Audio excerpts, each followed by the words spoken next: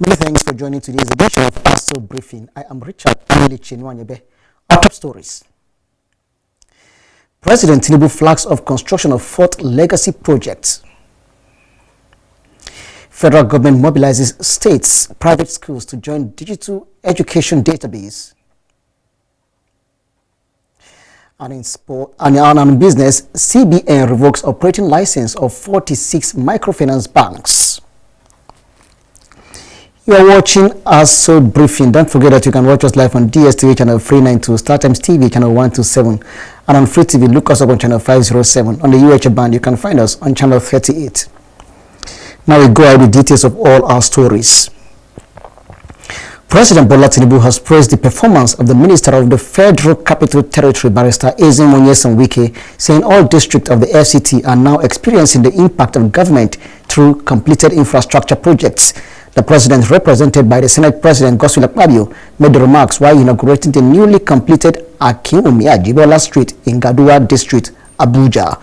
President Tinubu described the road project as a clear demonstration of the renewed hope agenda, stressing that his administration is focused on delivering projects that improve the daily lives of Nigerians. He said the completion of the road has restored access to residents who had endured years without a motorable route to their homes. The president commended Wike for transforming project delivery in the FCT through effective supervision, prompt funding, and timely execution.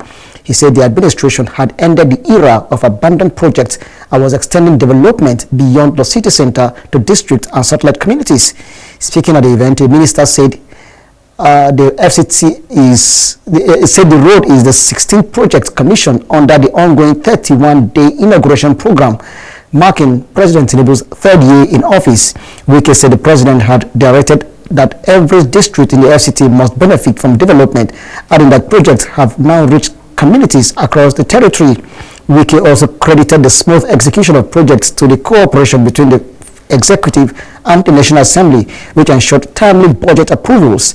He urged the Abuja Municipal Area Council to seek approval before renaming roads built by the federal government, while assuring residents that the FCT administration will sustain the pace of infrastructure development across the capital. The federal government has flagged off the construction of Section 1 of the 700-kilometer Akwanga-Jos Bauchi-Gombe-Biu-Maiduguri Superhighway.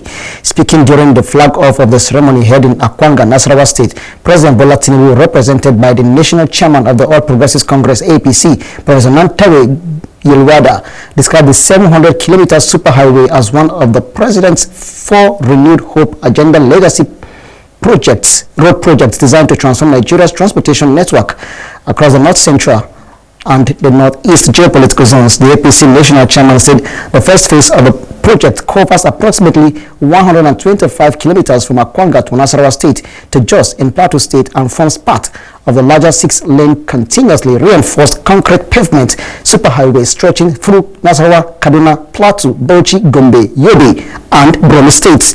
In his remarks, Minister of Works Engineer David Umahi disclosed that 111 billion naira has been released for the immediate takeoff of the project, stressing that the gesture demonstrates President Tinubu's determination to deliver the project on record time. The Works Minister, commending President Tinubu for his untiring support for infrastructure development, urged the contractor to deliver quality work while engaging local communities. He explained that the Akwanga-Maiduguri Superhighway is one of the 4 legacy highway corridors being implemented simultaneously by the federal government alongside the Lagos-Calabar Coastal Highway, the Sokoto-Badagry, and the Calabar-Abuja Trans-Sahara Superhighways. Also speaking at the event, Minister of Information and National Orientation Alhaji Mohammed Idris highlighted the federal government's unprecedented investment in infrastructure, education, healthcare, and economic reforms, noting that the renewed hope agenda is delivering tangible benefits across all sectors and the country. Speaking on behalf of the benefiting states, Governor Barrister Caleb Mufwang of Plateau State said the commencement of the project is the fulfillment of a long-standing aspiration of the people of the region and commended the federal government for making its promise a reality. The contractor, responding to the Minister of Works, assured that the company will deliver the project in time for the benefits of Nigerians. In line with efforts to reduce the number of out-of-school children, the federal government has urged state governments, local government authorities, and private school owners to fully participate in the digitalized Nigeria Education Management Information System. Minister of Education Dr. Tunji Alausa made the call in Abuja during the official launch of DNEMIS, said that quality education reforms can only succeed when backed by credible and comprehensive data. The digital platform provides detailed information on classrooms, teachers, enrollment, computer facilities, water, sanitation, and hygiene infrastructure, as well as other indicators needed for effective monitoring and supervision. The minister also acknowledged the contributions of ICT experts and international collaborators who worked with Nigeria to build an integrated and sustainable education information system. He said the government would continue strengthening collaboration with development partners to ensure that the platform remains functional, inclusive, and beneficial to every level of the education sector. The chairman of Kuje Area Council, Mr. Danjuma Samuel Shokolo, alongside the vice chairperson, Mrs. Asabe Boye, has extended his familiarization tour to the Kuje Local Education Authority to assess its operations and discuss the challenges facing the education sector in the council. Addressing members of staff during the visit, the chairman reaffirmed his administration's commitment to transforming the education sector, stressing that education remains the foundation of every organized society. He assured teachers and education stakeholders that his administration would maintain an open-door policy and give them a listening ear to ensure a more conducive environment for teaching and learning. Speaking on the achievements of the LEA, Mr. Shokolo commended teachers who guided pupils of Science Primary School Kuje to victory at an inter-school competition where they emerged overall champions in the Federal Capital Territory. He said the pupils deserve to be rewarded and encouraged to enable them realize their full potential. The chairman also inspected facilities at the LEA Secretariat as part of his visit. Earlier, the local education secretary, Comrade Zakara Yunusa, described the chairman's visit as a morale booster for staff and pledged the LEA's full support and cooperation towards the success of his administration. Comrade Zakara also highlighted some of the major challenges confronting the LEA and expressed optimism that the chairman would address them to improve the standard of education in Kuje Area Council. The visit was attended by the Chief of Staff to the Chairman, the Council Secretary, the Senior Special Assistant to the Chairman, heads of departments of LEA, the Kuje Chairperson of Nigeria Union of Teachers, and other members of staff. Now, plans are underway to honor the late President Muhammadu Buhari. The chairman of the Planning Committee for the one-year remembrance and the former secretary to the government of the Federation, SGF, Boss Mustafa, made this known in a news briefing in Abuja. Topsy Gimba tells us more. Addressing the press, the former secretary to the government of the Federation and chairman of the Planning Committee for the one-year remembrance of late President Muhammadu Buhari, Boss Mustafa, said the commemorative event will bring together the family he left behind, his friends and associates, public officials and well-wishers to remember his life and to offer prayers and supplications for the repose of his soul. Boss Mustafa said the program will consist principally of interfaith and interdenominational prayers, reflecting the values of unity, faith and national cohesion that he upheld throughout his life and his service to the country. Following his passing at the age of 82 on the 13th of July last year, the world honored his life for his humility, as I said, and as a source of inspiration. I should add that the book is neither for sale nor for fundraising. It is for free distribution. Religious leaders representing the various faiths and denominations would lead prayers for him. Tributes and condolences in honor of Muhammadu Buhari will be presented to the public by the special guest of honor, His Excellency President Bola Tinubu. He noted that in the tributes pages, the global community, including heads of state, diplomats, and political leaders, remember the late president as a man of simplicity, resilience, and integrity. Our hope is that the occasion will not only honor the memory of the late president, but also serve as a source of comfort and encouragement to his family, his friends, his admirers, and the entire people of the country who continue to cherish his worthy legacy of service to the nation.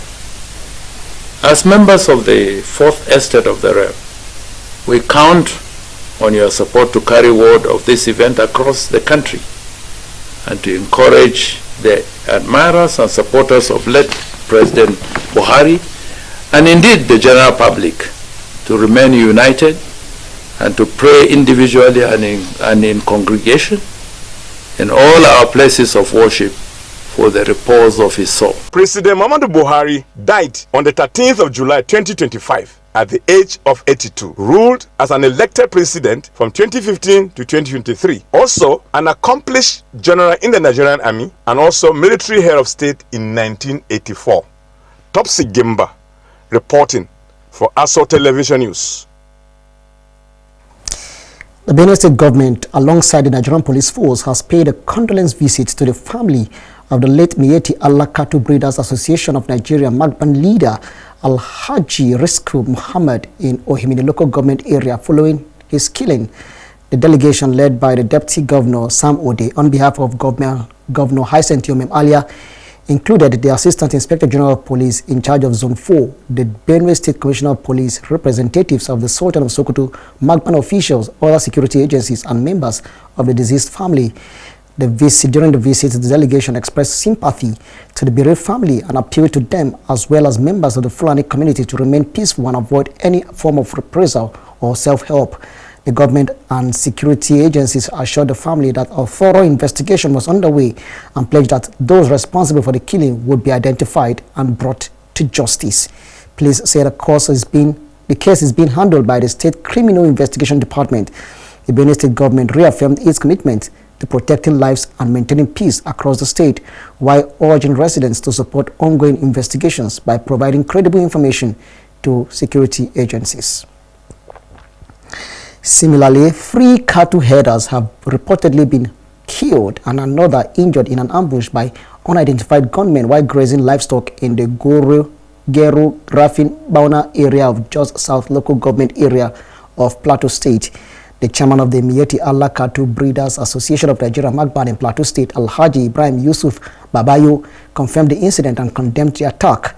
He called on security agencies to conduct a thorough investigation and ensure those responsible are arrested and prosecuted. According to Babayo, the bodies of the 3 victims were discovered in a nearby forest after an extensive search by members of the community. He alleged that the victims were brutally killed during the attack. The Magban chairman also claimed that the latest incident occurred barely 2 weeks after 4 other herders were reportedly killed in the same area, with their bodies yet to be recovered. He urged authorities to strengthen security in vulnerable communities to prevent further attacks. Babayo appealed to residents to remain calm and allow security agencies to investigate the incident. As of the time of filing this report, the Plateau State Police Command had not issued an official statement, while the circumstances surrounding the attack and the identity of the perpetrators remain unclear. Now, when Aso Briefing returns, we have more stories for you on business and others. Don't go away. We'll be right back.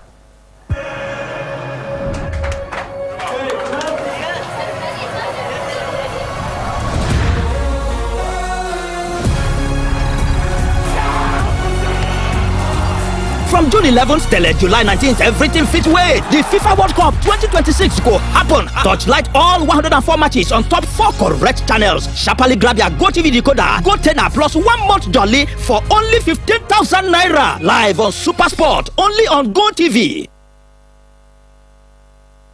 You're watching Aso Briefing. Don't forget that you can watch us live on DSTV channel 392, StarTimes TV channel 127. And on Free TV, look us up on channel 507. On the UHA band, you can find us on channel 38. Now we go ahead with the rest of the bulletin. The National Orientation Agency, NOA, and the Independent National Electoral Commission, INEC, have agreed to strengthen their partnership on voter and civic education as part of efforts to encourage greater citizens' participation ahead of the 2027 general election.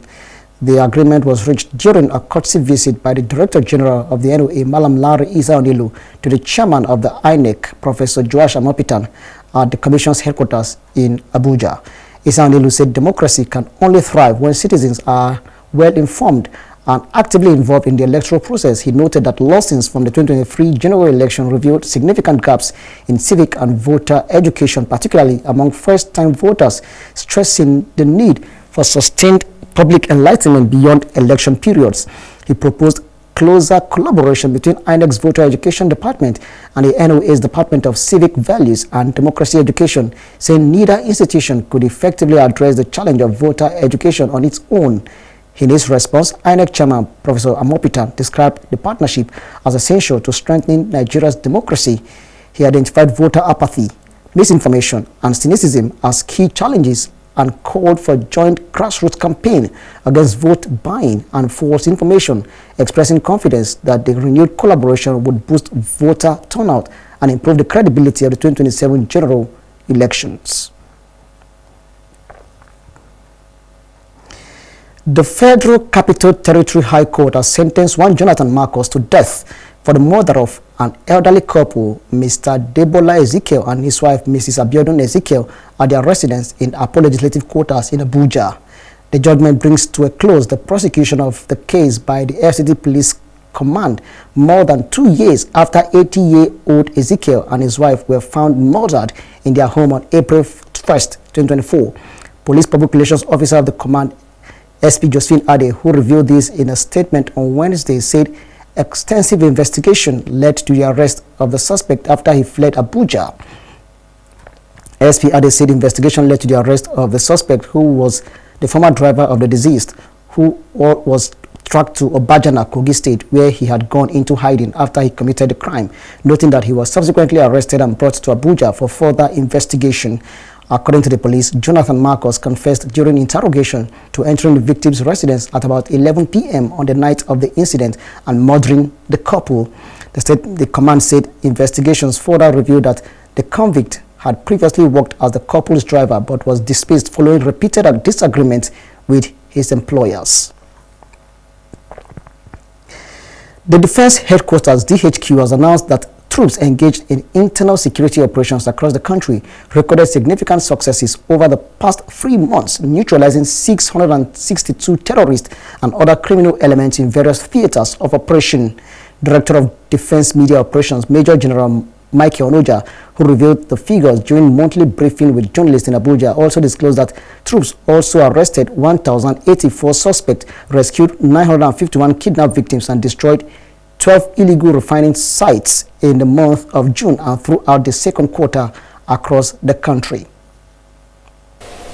On the 11th, 11 suspected collaborators were also intercepted in 2 vehicles at Kekeno in Kukawa local government area, further degrading terrorist intelligence and logistics networks. Then on the 22nd, 2 suspected terrorist spies were neutralized at Banki in Bama local government area after being observed crossing the border fence into Nigeria to monitor troop movements. On the 29th, following a terrorist attack and the abduction of students from the government secondary school in Lassa, in Askira Uba, troops swiftly responded and launched a pursuit operation against the attackers. Troops subsequently made contact with the terrorists and successfully defeated them, resulting in the rescue of 7 school children as well as a class teacher and the recovery of 7 motorcycles. However, a soldier and a member of the Civilian Joint Task Force paid the ultimate price during the encounter.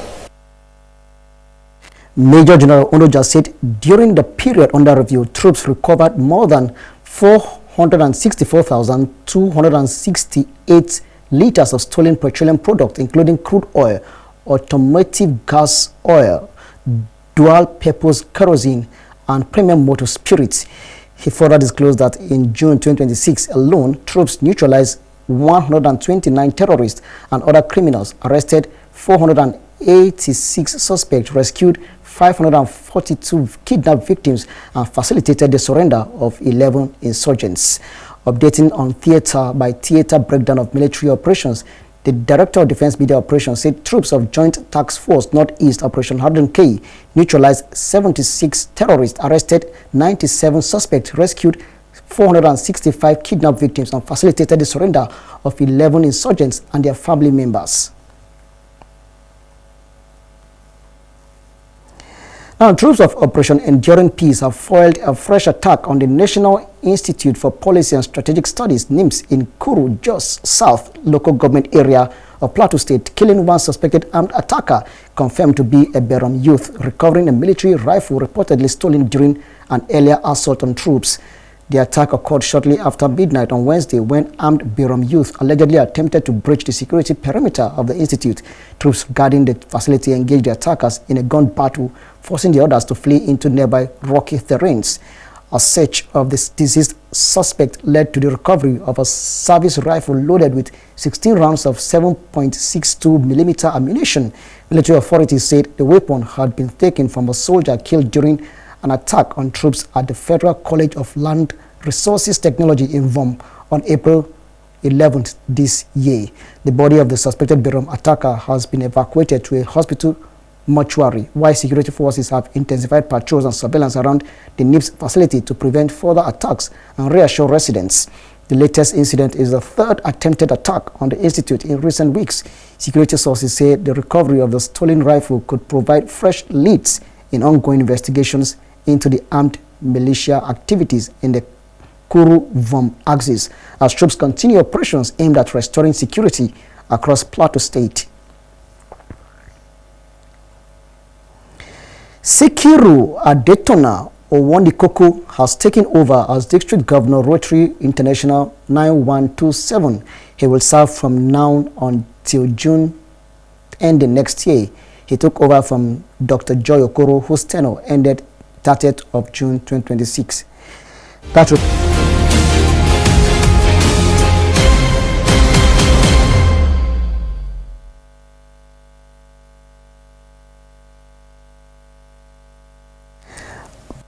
Bank of Nigeria (CBN) has revoked the operating licenses of 46 microfinance banks with effect from the 1st of July 2026 in accordance with its powers under sections 12 and 13 of the Banks and Other Financial Institutions Act 2020.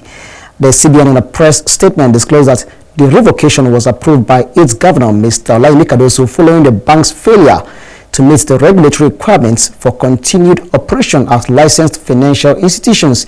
The revocation order indicates that the action became necessary due to one or more of the listed circumstances, including insufficient assets to meet liabilities, closure of operations without the CBN approval, inactivity and cessation of financial intermediation, failure to commence operations within 12 months of license approval, and failure to maintain minimum capital funds unimpaired by losses. The CBN explained that the revocation of the licenses is part of the bank's ongoing efforts to safeguarding the stability of the financial sector, protect depositors, and ensure that licensed institutions comply with current laws and regulatory requirements. The Apex Bank stressed that it remains committed to promoting a safe, sound, and resilient financial system and will continue to take appropriate supervisory and regulatory actions where necessary to maintain public confidence in the Nigerian financial system. The revoked microfinance banks include, among others, Minji Churchill FMB, Merchant FMB, Janma FMB, Bisu FMB, Gold FMB, Zain FMB, and Bompai FMB. Similarly, following the revocation of the operating licenses of 46 microfinance banks by the Central Bank of Nigeria, the Nigeria Deposit Insurance Corporation says it has begun the process of liquidating the affected institutions. A statement signed by its head of communications and public affairs, Hawa Gambo, the NDIC informed depositors of the affected bank as well as the general public that the institutions are no longer authorized to carry out banking businesses in Nigeria. The NDIC further cautioned members of the public against engaging in any unauthorized transactions with those microfinance banks and against any attempt to remove, conceal, retain, or interfere with the assets, records, or properties of the affected institutions, stressing that such actions could constitute a violation of law and attract legal consequences. According to the statement, the corporation has already begun the process of orderly closure of the failed banks, including their immediate takeover, verification of depositor records, and payment of insured sums to eligible depositors. While reiterating commitments to ensuring depositors' safety, the NDIC disclosed that it would keep the depositors and the public informed on an ongoing basis as the liquidation exercise progresses. The revoked microfinance banks include, among others, Minji's Churchill FMB, Merchant FMB, Jam'a FMB, Busu FMB, Gold FMB, Zin FMB, Dawaki Tofa, Bonpai, and now Digital FMB, as well as Christabel Microfinance Bank. Now, the federal government has welcomed 5 Nigerians repatriated from Cote d'Ivoire after spending 10 months in detention, with the National Orientation Agency, NOA, and the Ministry of Foreign Affairs reaffirming Nigeria's commitment to protecting citizens abroad. The returnees Ali Malami, 26, Lukman Sani, 27, Nasiru Umar, 23, Saadu Bello, 23, and Samson Abubakar, 34, arrived in Abuja after their release from detention under difficult circumstances. One other detainee, Osama Murtala, died shortly after his release. Director General of the NOA, Malam Lare Isa Onilu, who received the returnees at the airport, said the ordeal was unfortunate but proved that the government stands by its citizens. He also urged Nigerian youth at home and abroad to be patriotic and act responsibly. Minister of Foreign Affairs Ambassador Bianca Odumego Ojukwu described the detention of the Nigerians as without charge or trial as painful and unjust. She said the federal government activated diplomatic and consular channels immediately after it was alerted, which led to their eventual release and repatriation. The minister expressed condolences over the death of Osama Murtala, noting that his passing highlighted the harsh conditions, including poor medical care and nutrition, faced in detention. She said government officials were present at his burial, conducted according to Islamic rites at the family's request. Accompanying the NOA DG were Director of Communication and Media Malam Bala Musa and Director Abuse Rights and Narcotics Acharu Opalua. The reception, according to the government, underscores its commitment under a renewed hope agenda to safeguard the welfare of Nigerians while reinforcing responsible citizenship and patriotism. And that does it all on Aso Briefing for today. Many thanks for watching. I am Richard Alechinwanyebe.